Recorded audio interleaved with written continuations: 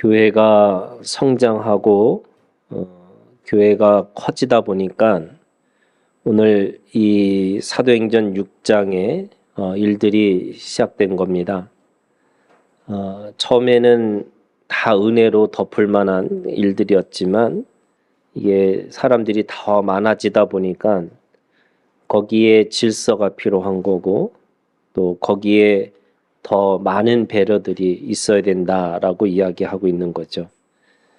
6장 1절에 그때의 제자가 더 많아졌는데 라고 시작합니다.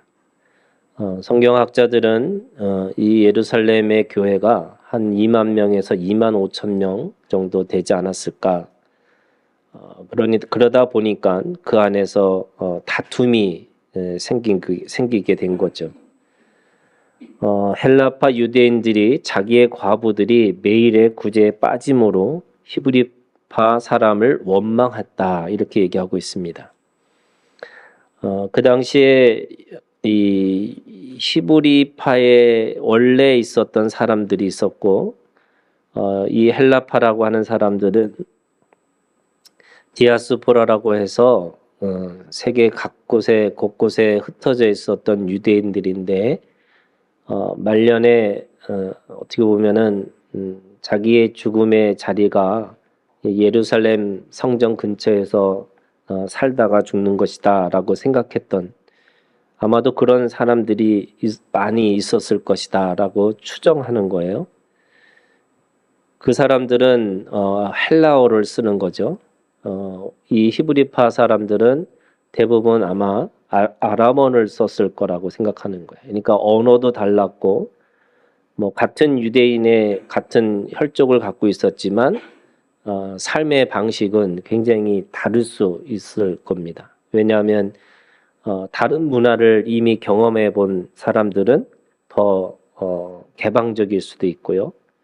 또 이 헬라파의 유대인들은 이 가족들이나 이런 사람들이 대부분 다 외국에 가 있기 때문에 오히려 더 자립적으로 또 이렇게 살아갈 수 있는 사람들이 아닐 수 있었을 겁니다. 거기에 이 헬라파 유대인의 과부, 그죠? 그리고 히브리파 유대인의 과부, 이 두 사람들의 그룹에서 그 교회가 그런 사람들을 돌보는 데 있어서 거기에 매일의 구제에 빠졌다. 그러니까 히브리 사람들을 더 챙겨주고 이 헬라파 사람들은 어떻게 보면은 뭐 순서에 들어가 있지 않든 또는 이 사람들한테는 조금 더 덜 주든 뭐 이런 문제들이 생기기 시작한 거죠. 교회가 시작하면서도 똑같이 유대인들이 가지고 있었던 그런 도덕적이고 윤리적인 측면에서 이 과부를 돌보는 일에 대해서는 똑같이 유대교도 그렇고 이 지금 교회도 그렇고 똑같이 그 일을 했다는 것을 알 수가 있습니다. 단순하게 구제라고 하는 이 구제가 모든 어떻게 보면은 구약에서도 그 하나님의 그 어떻게 보면 본질을 드러내는 그 사랑의 표시가 지극히 작은 자를 돌보는 그런 것으로 나타나듯이 교회도 똑같이 아마도 그렇게 지극히 작은 자를 향한 그런 마음을 가지고 그렇게 구제를 한 것이 아닌가라는 겁니다. 교회가 예배하고 기도하는 것으로만 그치는 것이 아니라 옆에 있는 이 지극히 작은 자를 돌보는 이 구제의 사업이 이스라엘의 공동체의 본질이듯이 교회의 본질도 그 안에 있다라고 하는 겁니다. 고아와 과부와 나그네 이 세 종류의 이 사람들은 지극히 작은 자, 그러니까 구약의 시대에서 어린아이 또 남편이 없는 사람 또 멀리서 이렇게 떠돌아다니는 나그네와 같은 인생들에 대해서는 반드시 하나님이 그들을 돌봐주라 이렇게 얘기하고 계십니다. 예수님도 마찬가지로 이웃사랑이라는 게 뭐냐? 양과 염소의 정확한 구별점은 그 지극히 작은 자에게 어떻게 했느냐, 환대하고 구제하는 그 삶이 그 모든 양과 염소의 기준이 됐다, 이렇게 얘기하고 있는 겁니다. 그런 의미에서 말씀과 기도라고 하는 이건 종교적인 어떤 행위라고 한다면 이 종교적인 행위는 반드시 공의와 정의와 국률이라고 하는 이 세 가지로 반드시 드러나야 되는 것이라는 겁니다.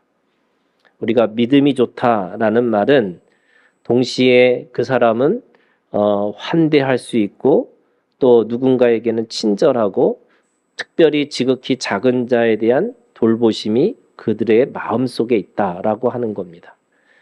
그러니까 하나님을 믿는다라는 그 믿음의 내용이 예배를 드리고 기도하는 것만이 아니라 다른 사람, 특별히 지극히 작은 자를 향한 그 마음이 어떤 마음이 있었는지가 굉장히 중요했다는 겁니다.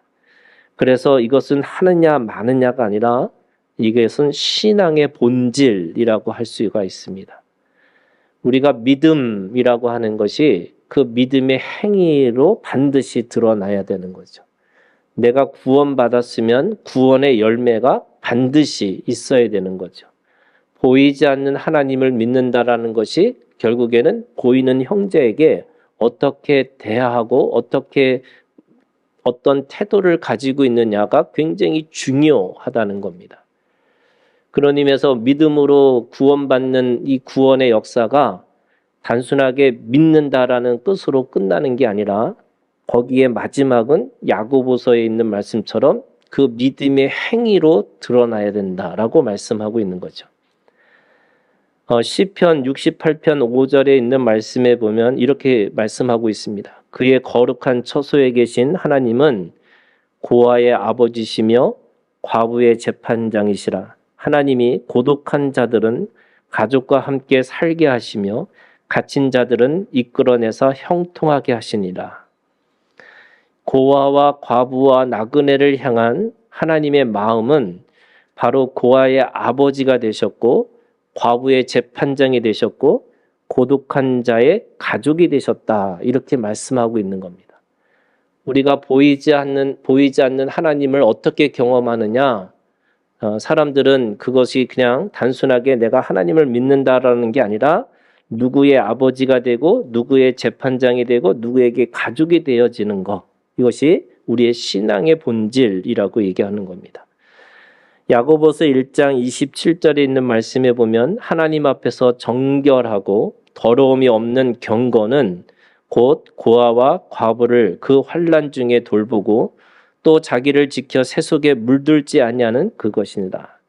우리가 세속에 물들지 않는 진정한 경건의 삶이라고 하는 것이 뭐냐? 다른 사람을 대하는 태도 속에서 나타난다는 거예요.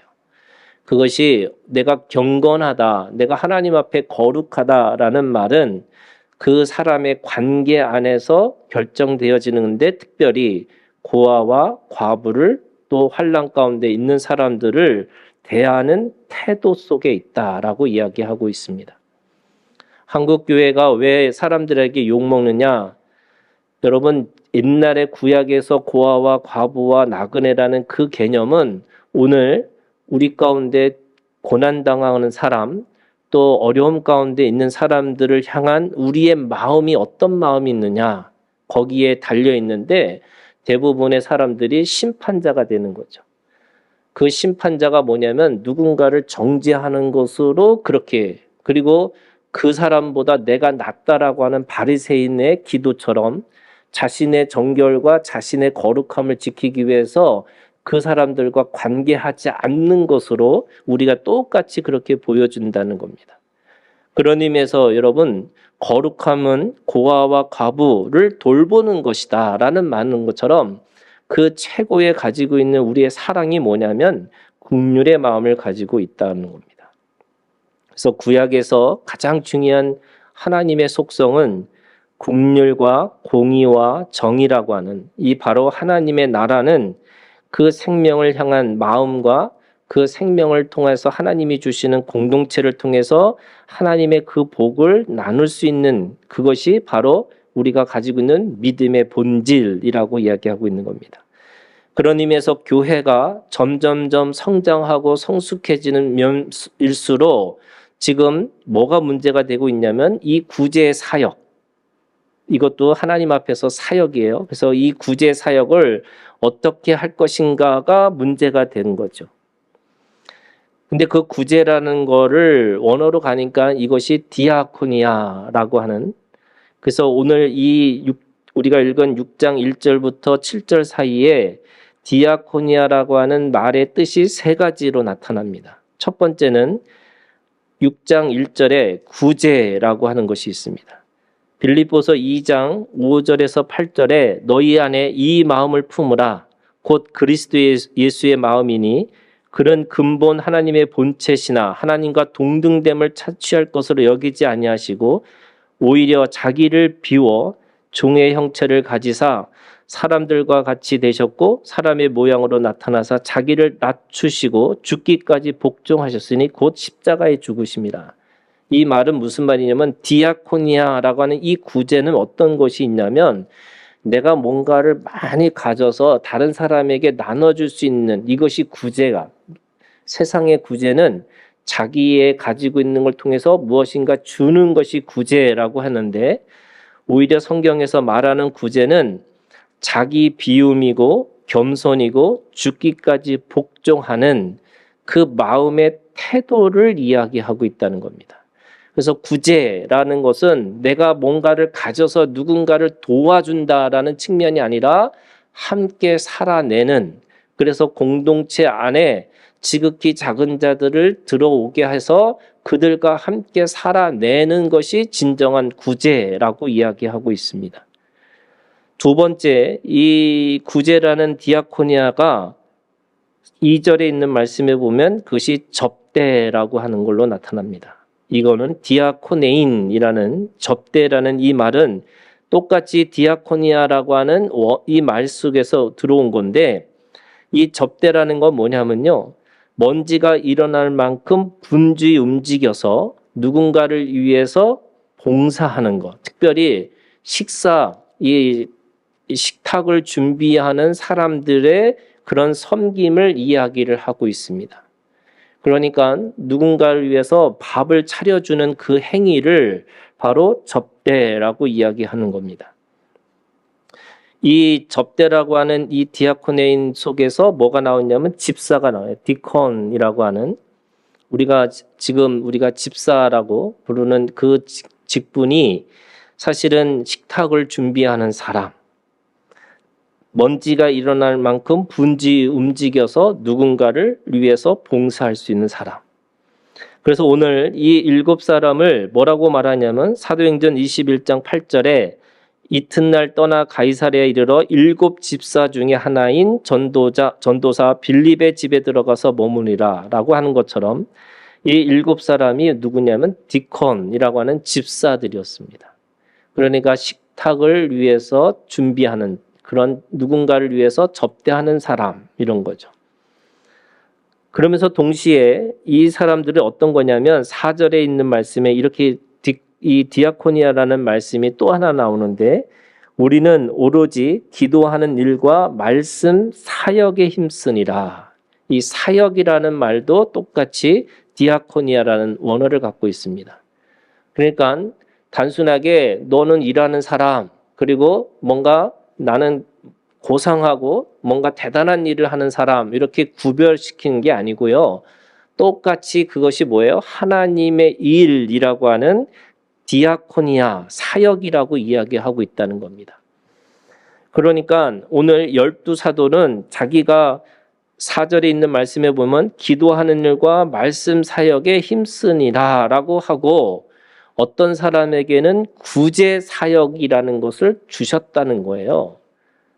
그래서 이게 사람들이 이거 잘못 오해하면 뭔가 고상하고 좋은 거는 기도하는 거 말씀 사역이고 그리고 식당에서 일하는 거는 별로 이게 중요한 일이 아니고 그냥 아무나 할 수 있는 일, 이런 게 아니라는 거예요. 무슨 말이냐면 다 같이 사역이라고 하는 거예요. 그래서 교회는 그 사역에 있는 모든 사람들이 함께 하나님의 일들을 감당하고 있는 것이 교회 공동체라는 거죠. 그래서 사역이라는 거예요. 이게 사역이라는 게 어떤 거냐면 이런 거예요, 여러분. 이게 높고 낮은 게 아니고 다 같은 건데 그 안에서 함께 하모니를 이루고 하나님의 나라를 그렇게 같이 그 사역을 통해서 증언하고 있는 거죠. 제가 이거를 어떻게 비유를 하냐면 소프라노가 높은 음이고 베이스가 낮은 음이라면 내가 높은 음을 갖고 있으니까 베이스 너 내 말을 들어 이러면 아니잖아요. 그런 거죠. 그러니까 각각의 높은 음이 있고 낮은 음이 있고 뭐 서로가 각자 음이 있어서 그 자리를 지키고 있듯이 똑같이 사역이라고 하는 겁니다. 그 사역이라는 거는 하나님이 맡겨주신 일이라는 거죠. 이게 어떤 사람이 그거를 잘하니까 그걸 한번 해봐가 아니라 그 모든 일들이 하나님이 함께 그렇게 주신 거고 하나님의 일이라고 이야기하고 있는 겁니다. 그런 의미에서 오늘 이 6장 1절부터 이 7절에 있는 말씀에 보면 어떤 사람들을 말씀 사역자로 따로 세우셨던 것처럼 이제 구제 사역을 위해서 누군가를 위해서 몸으로 섬겨줄 사람들 그리고 그것이 하나님의 일들을 위해서 이 7사람을 선택해서 그들을 세웠다라고 하는 겁니다. 이 말씀에는 이 3가지 의미가 있어요. 첫 번째는 여러분 사역이라고 하는 것은 자기에게 주신 하나님의 은사가 있다는 겁니다. 각각의 은사대로 하면 되는 거예요.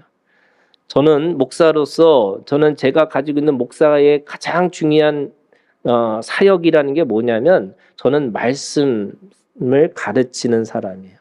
말씀을 선포하는 사람이에요. 저보다 더 성격 좋은 사람 많아요, 여러분. 그죠? 그리고 저보다 더 죄송합니다. 찬양 더 잘 부르는 사람 많아요. 저보다 더 얼굴 더 잘생긴 사람 많을 거예요. 그런데 제가 여러분들한테 줄 수 있는 최고는 뭐냐면 하나님의 말씀이 이것이다라고 하는 것에 대해서 가르치는 일이에요. 그래서 저는 제가 게으를 수도 있고 또 제가 뭔가 부족할 수 있고 다 할 수 있지만 내가 말씀에서 가르치는 거에 대해서는 부족하면 안 되겠다. 제가 가지고 있는 관심이에요. 그리고 내가 목사로서 했느냐 안 했느냐는 뭐냐면 말씀을 가르치는 일에 최선을 다했느냐. 저한테는 그거예요.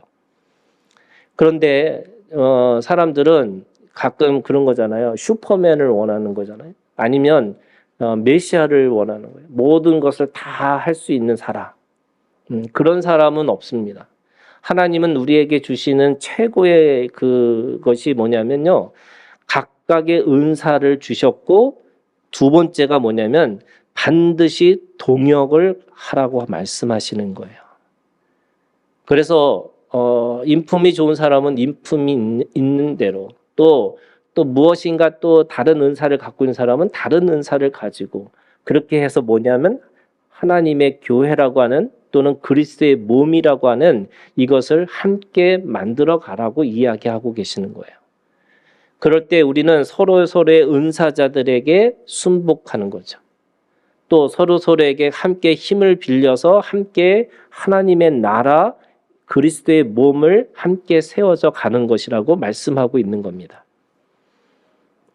중보기도자는 중보기도하는 것으로 또 어떤 사람 봉사하는 사람은 봉사하는 것으로 또 어떤 사람은 교제를 더 잘하는 것으로 그 하나하나가 하나님이 그렇게 은사대로 주셔서 그 은사대로 살아가게 하시고 또 은사가 없는 그 사람들과 함께 서로가 그 은사를 찾게 해서 만들어갈 수 있도록 그렇게 우리를 불러주셨다고 말씀하시고 있는 겁니다. 그런 의미에서 여러분 오늘 우리가 함께 각각의 은사를 찾는 자가 되기를 주님의 이름으로 축원합니다. 자기에게 주신 은사가 뭔가? 하나님의 은혜가 있으면 반드시 그 은혜의 능력이라고 하는 은사를 주셨어요. 누구든지 어떤 사람이든지 나는 은사가 없어. 그런 사람 없습니다. 모든 사람들이 다 하나씩 은사를 주셨습니다. 그 은사들을 가지고 교회 공동체 안에서 그것을 섬기라고 말씀하시는 거예요. 그리고 그 섬김이 단순하게 혼자서 무엇인가 다 하는 게 아니고 옆에 있는 사람들과 같이 그 은사대로 같이 동역하고 살아가는 겁니다.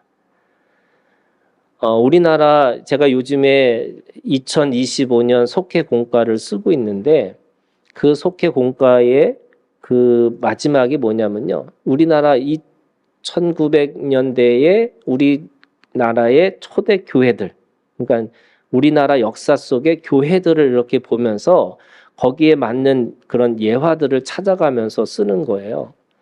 근데 저는 너무너무 놀랐어요. 첫 번째 놀란 건 제가 너무 한국 교회에 대해서 모르는구나. 예.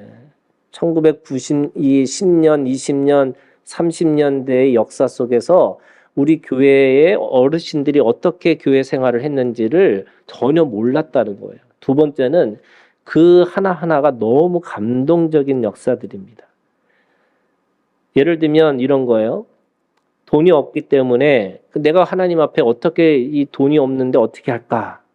그랬더니 거기에서 진짜로 1904년 11월 평북 철산에서 열린 사경에서 사람들이 서로 어떻게 결정했냐면 내가 돈이 없으니까 하루를 하나님 앞에 드려야 되겠다. 이거를 날연보라고 그랬대요. 그래서 날연보를 하는 거예요. 날연보가 뭐냐면 내가 일주일에 한 번은 또는 내가 어떤 한 시간은 내가 교회를 위해서 또는 하나님의 나라를 위해서 써야 되겠다. 이게 시간의 연보를 하는 거예요. 그래서 거기에서 전도도 같이 모여서 전도하러 가기도 하고 또 함께 모여서 기도하기도 하고 그런 일들이 있었다는 거예요. 날 연보가 있었다는 거예요. 또는요, 1909년 9월 평북 영변에서 그 사람들이 모여갖고 뭘 했냐면 11조 회라는 걸 했다는 거예요. 자신들이 돈이 없으니까 11조라고 하는 이거를 어떻게 하면 시간으로 드리자. 그래서 내가 일하는 시간에 11조. 그 시간은 나머지 시간은 내가 나를 위해서 쓰지만 그 시간은 내가 하나님을 위해서 써야 되겠다. 뭐 기도도 할 수도 있고 성경을 읽을 수도 있고 뭘 하든 그 11조, 10의 1조의 시간을 내가 하나님 앞에 드려야겠다 하고 하는 모임이 11조 회라는 모임이랍니다. 그게 뭐냐면요. 여러분 이런 거예요. 내가 모든 사람들 앞에서 함께 동역자의 마음을 가지고 일을 하셔야 되는 거예요. 교회는 목사가 주인이 아니에요, 여러분.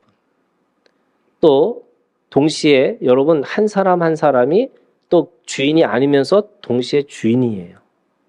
우리 한 사람 한 사람이 예수 그리스도 안에서 이 몸을 이루는 데 있어서 내가 주인의 일을 해야 되는 거죠.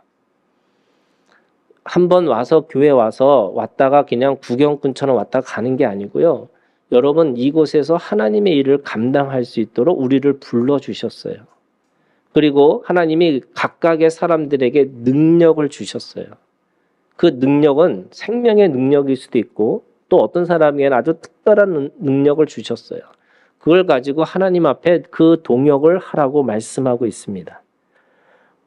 오늘 이 교회 공동체 안에 세 번째, 각각의 은사대로 주셨으면서 함께 동역하는데 세 번째, 이 교회 공동체 안에서 주시는 이 구제의 사역에서 말씀하시는 게 뭐냐면 그 7사람을 어떻게 뽑았냐면 그들을 어떻게 하냐면 3절에 이렇게 말씀하세요. 형제들아 너희 가운데서 성령과 지혜가 충만하여 칭찬받는 사람들로 세우라는 겁니다.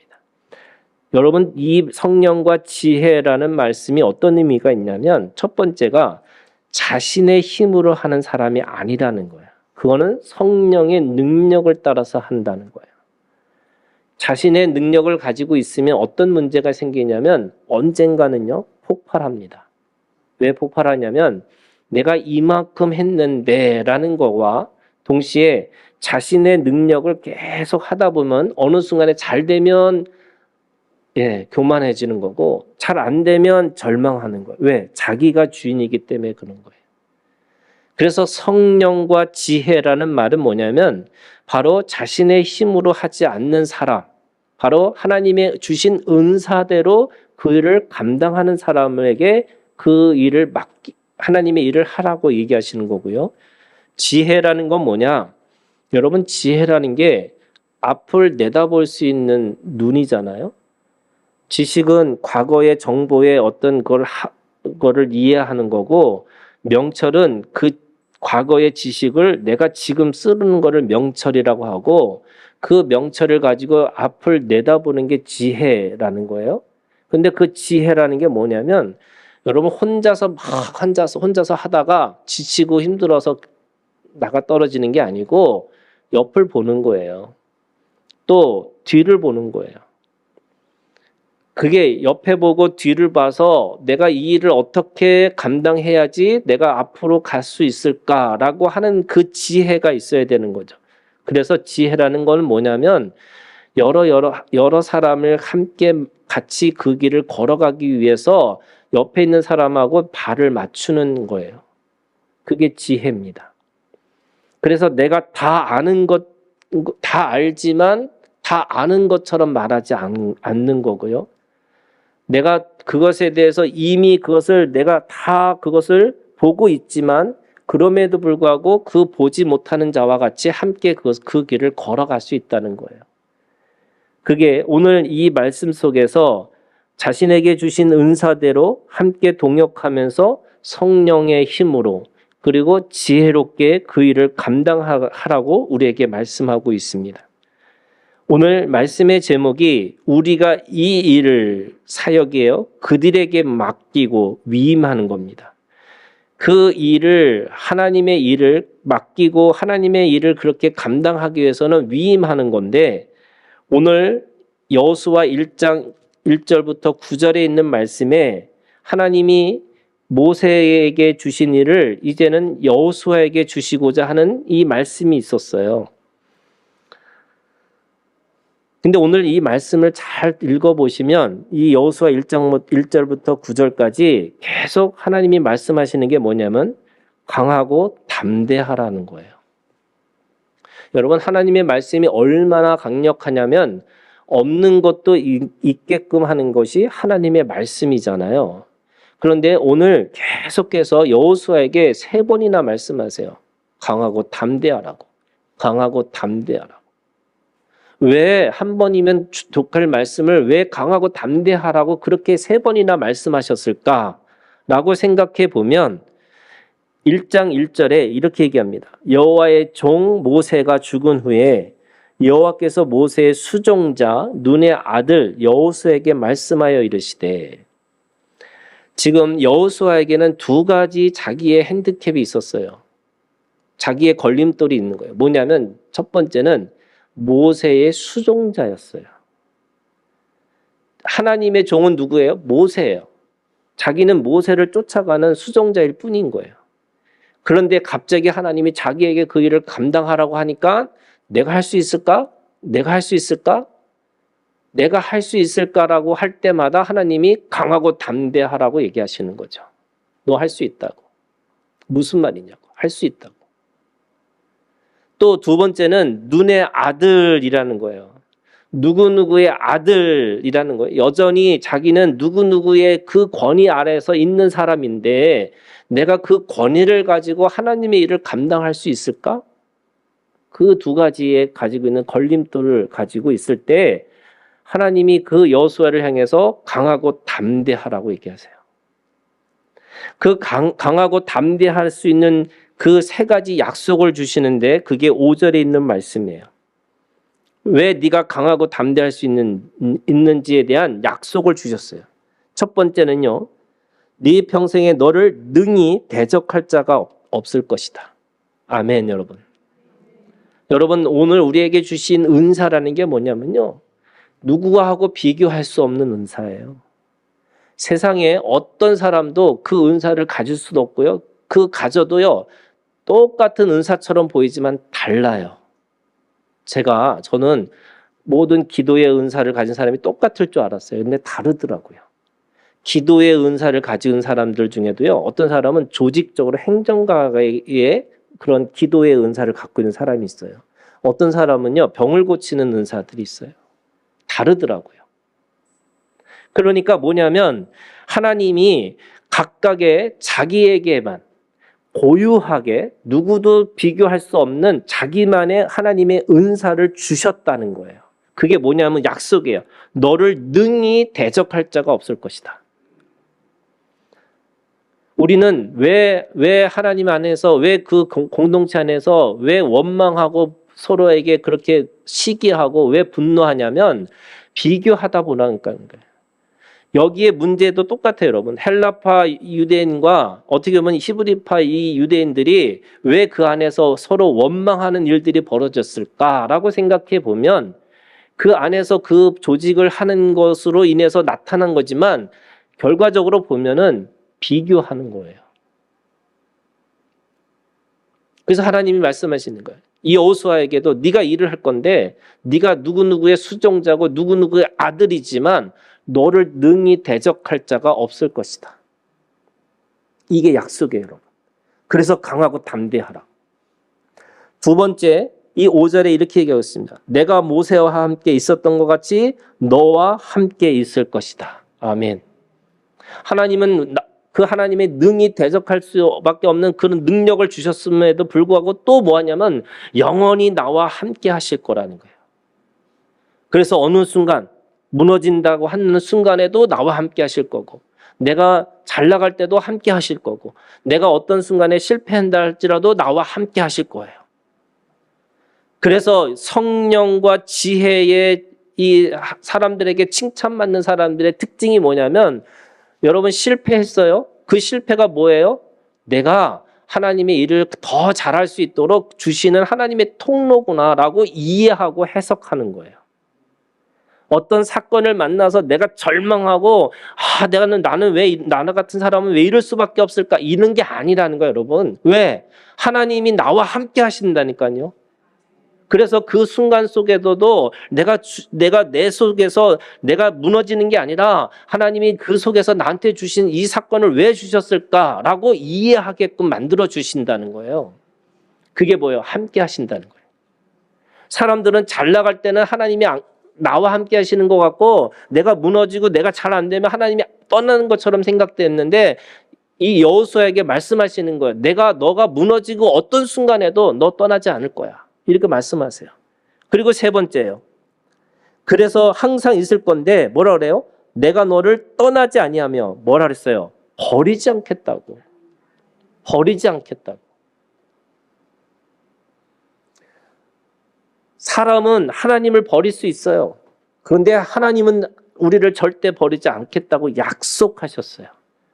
그래서 강하고 담대하라. 왜? 너는 내가 너와 함께 있을 거고 너를 대적할 능이 어떤 것도 대적할 수 없고 그리고 내가 너를 버리지 않을 것이다. 그래서 너는 강하고 담대하라라는 거예요.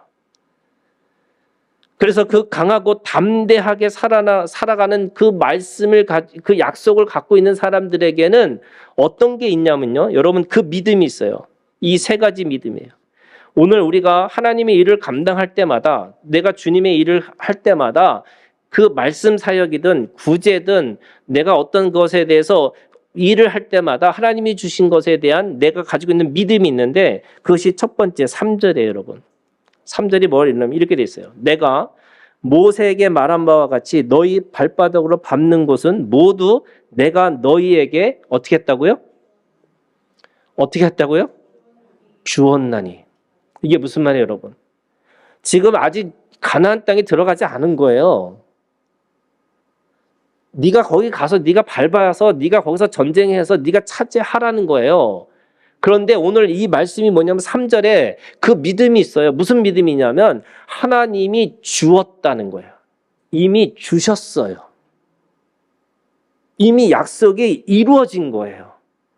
그래서 오늘 하나님이 내가 그 일을 감당할 때마다 어떤 믿음을 가지고 있는 거냐면 여러분 하나님이 이미 이긴 것에 대해서 내가 가지고 있는 거예요. 그 믿음이 우리 가운데 있다는 거예요.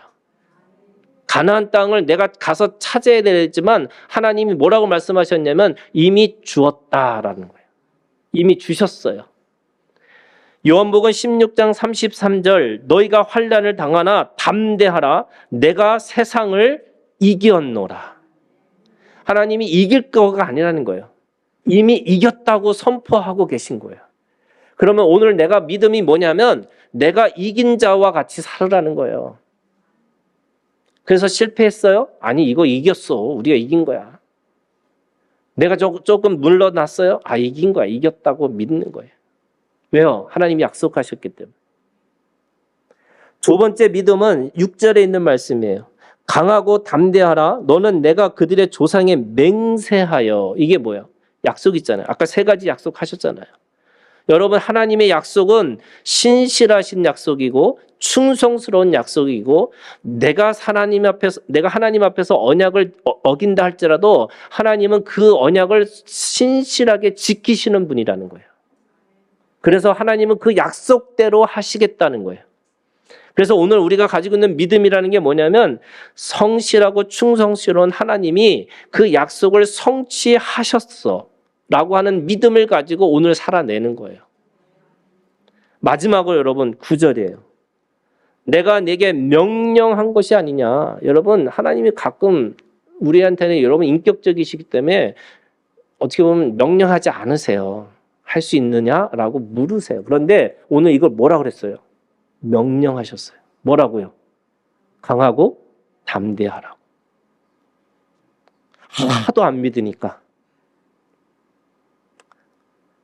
하도 안 믿으니까 세게 얘기하신 거야. 믿으라고.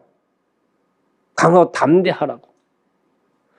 내가 다 줬는데 너 왜 자꾸 스스로 나는 누구의 수종자고 나는 어떤 사람이고 나는 뭐고 계속 왜 그거 얘기하냐고. 내가 명령한다고 너에게. 그래서 명령한다고 그랬어요. 그러면서 뭐라 그래요? 강하고 담대하라. 두려워하지 말라. 놀라지 말라. 네가 어디로 가든지 네 하나님 여호와가 너와 함께하니라. 아멘. 여러분 우리가 하나님의 일을 감당하는 사람으로 우리를 불러주셨어요.